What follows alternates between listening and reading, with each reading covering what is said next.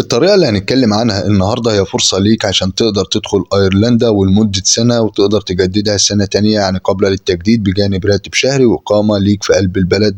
مساء الخير يا شباب وكل سنة وانتم طيبين. النهاردة هنتكلم عن طريقة هتوفر لك الإقامة والتأشيرة وراتب شهري في قلب أيرلندا يا جماعة، وهي منحة الحكومة الأيرلندية اللي تعتبر ممولة بالكامل. يعني إيه ممولة بالكامل؟ يعني هيتوفر لك أول حاجة التأشيرة، يعني طريقك للحصول على التأشيرة دي أول ميزة فيها. تاني حاجة هتوفر لك بعد كده تذاكر الطيران بجانب ليك طبعا راتب شهري والإقامة هناك في قلب البلد بجانب السكن برضه عليهم يا جماعة. بس الأول يا ريت ما ننساش الاشتراك ونفعل الجرس عشان يوصلك معانا كل جديد، ويا ريت الناس تكمل الفيديو للآخر عشان تعرف كل نقطة بالتفصيل عن المنحة ديت وإزاي نقدم عليها.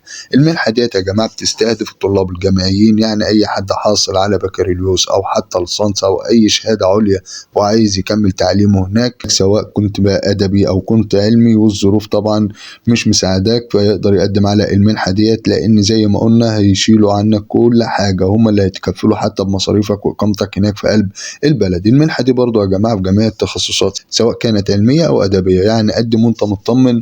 الشروط بقى اللي هتطلب منك عشان تقدم على المنحة ديت، أول حاجة إن أنت تكون حاصل طبعا على بكالوريوس أو أي شهادة جامعية، أو حتى كنت بتدرس في آخر سنة ليك في الجامعة وعايز تكمل طبعا ماجستير أو الدكتوراه هناك في قلب ايرلندا، او ان انت مثلا بتحضر ماجستير في اول سنه ليك برضو تقدر تقدم عادي، او حتى ان انت في اول 3 سنين او 4 سنين بتحضرهم في الدكتوراه تقدر تقدم برضو عشان تكمل الدكتوراه هناك. المنحه ديت التقديم عليها مجانا وبدون اي رسوم وبتقدم الكتروني. اخر ميعاد للتقديم طبعا على المنحه ديت يوم 13 مارس 2024. تعالوا بقى يا جماعه نعرف ايه هي الاوراق اللي هتطلب منك عشان تقدم على المنحه دي. اولا كده هتعمل سيره ذاتيه، ولازم تكون السيره الذاتيه باللغه الانجليزيه. يبقى اول حاجه هتطلب منك السيره الذاتيه، بتحط خبراتك وبياناتك وبتكون باللغه الانجليزيه. تاني حاجه بتجيب قبول جامعي من اي جامعه، وانا ان شاء الله هسيب لكم طبعا اهم جامعات اللي هي الايرلنديه في قلب صندوق الوصف برضه عشان الناس اللي هي حابه تواصل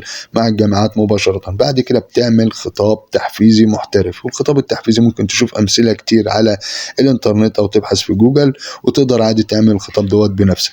برضه طلب منك خطاب توصيه. خطاب التوصيه دوت دايما بنقوله بتجيب من الجامعه او المؤسسه اللي انت تابع ليها او اللي انت بتدرس فيها، باي دكتور هناك بيعمل لك خطاب التوصيه. بعد كده طلب منك شهاده لغه، يعني طلب منك ايلتس او تويفل لانك هتدرس هناك ماجستير او دكتوراه، فبالتالي لازم انك تكمل دراستك هناك باللغه الانجليزيه، فشهاده اللغه هنا برضه ضروريه. ميزه بقى المنحه ديت يا جماعه ان انت مش هطلب منك فيها حساب بنكي، يعني هم هيكفلوا لك بكل حاجه. كل اللي عليك ان الشروط تطبق زي ما قلنا، الشروط بتاع الشهاده الجامعيه او ان انت تكون بتدرس في اخر سنه وتكون طبعا تجيب قبول جامعي. وانا طبعا هسيب لكم رابط اهم الجامعات زي ما قلت برضو يا جماعه، بكررها في قلب صندوق الوصف عشان انت تقدر تتواصل معاهم وتجيب قبول جامعي بالتخصص اللي انت حابب تدرس بيه. المنحه ديت بقى تسمح لك بالدراسه هناك في قلب البلد، هتسمح لك برضو بجانب الدراسه ان انت تقدر تشتغل هناك بجانب ليك راتب شهري. الراتب شهري ده هم اللي بيحددوه بس بيقارب 10,000 يورو سنويا.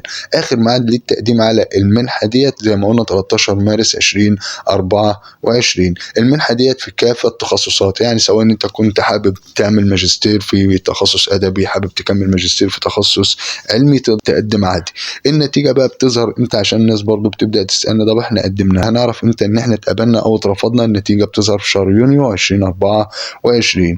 نقول تاني المنحه ديت مموله بالكامل، مش مطلوب منك غير الشروط طبعا والاوراق، والتقديم هيكون عليها الكتروني من بيتك من موبايلك. انت بترفع الاوراق على الموقع اللي هيبقى موجود في قلب صندوق الوصف وتستنى النتيجه في شهر 6 2024. مده المنحه قلنا سنه وبتجددها سنه كمان. وعشان ما اطولش عليكم كل الروابط الخاصه بالمنحه ديت، ولو في اي تفاصيل زياده حابب تعرفها طبعا على المنحه ديت تقدر تخش على الروابط ديت برضه وتتاكد منها. بالتوفيق للجميع باذن الله. ولو في اي استفسار يا ريت تنسبونا في قلب التعليقات وانا في اقرب فرصه هرد عليكم. شكرا لكم وبس كده.